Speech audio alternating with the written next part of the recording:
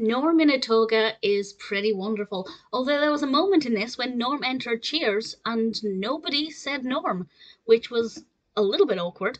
This is the 7th episode of the first season of Cheers, Friends, Romans and Accountants, and that's a pretty accurate description of it, actually. Norm is convinced to throw a party at Cheers for his accountant colleagues, and he decides to throw a toga party. And he is the only person who actually turns up in a toga. And I think George Wendt looks wonderful. The bedsheet is brilliant. Obviously visually very funny, but also it's just great to see Norm in something other than a suit, because usually he wears very similar clothing. And it's quite nice to see that little different side to him. I really enjoyed kind of the visual aspect and just this whole different side to Norm. Things obviously don't go to plan. The majority of this is set during the party, so Cheers is actually very, very busy. But given the nature of the attendees, it plays up on the whole accountants are boring and stuffy thing. Obviously, it's very cliche, and by throwing the party, Norm was kind of trying to tease that out of them. And as we see with Norm, there is this other side to accountants, but the rest of the guests, not so much. The subplot focuses on Diane and Norm's boss, Mr. Sawyer, played by James Reed.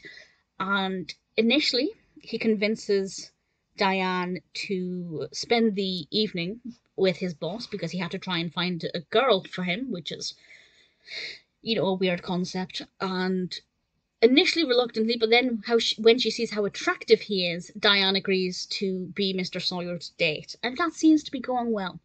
But then he gets a little bit too hands-on, and I won't say any more than that, but certainly things took an awkward turn for Norm at one point, and I wasn't expecting it. I mean, I've seen this episode before, but the first time I was watching it, I remember being surprised by just how quickly things changed for Norm, and I was a little bit surprised, but at the same time, it made a lot of sense. It's a really well-developed narrative that's got a lot going for it, and it seems to be quite flippant. Oh, it's good fun having Norm in a toga. Oh, let's make fun of these cliche stuffy accountants.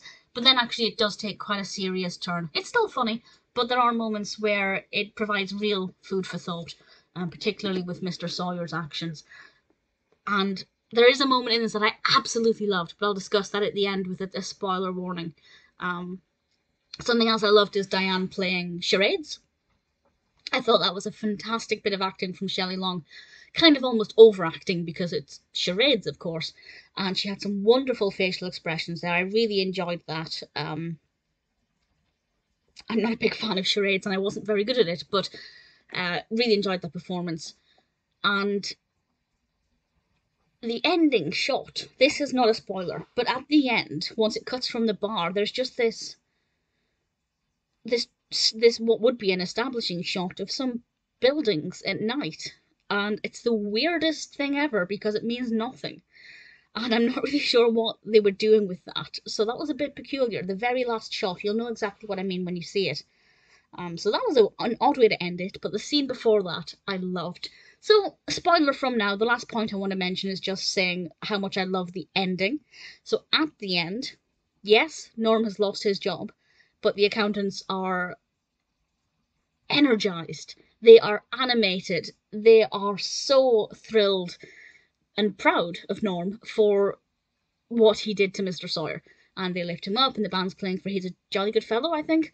And I'm sure, if you look closely at George Wendt's mouth, I'm sure he mouths "what the F" over at Sam. I'm sure that's what he says. I just really enjoyed it. Really, as a big Norm fan, I loved it. A lot of smiles all around. Needless to say, as I say with every Cheers episode, certainly to date, Friends, Romans and Accountants is an absolute joy.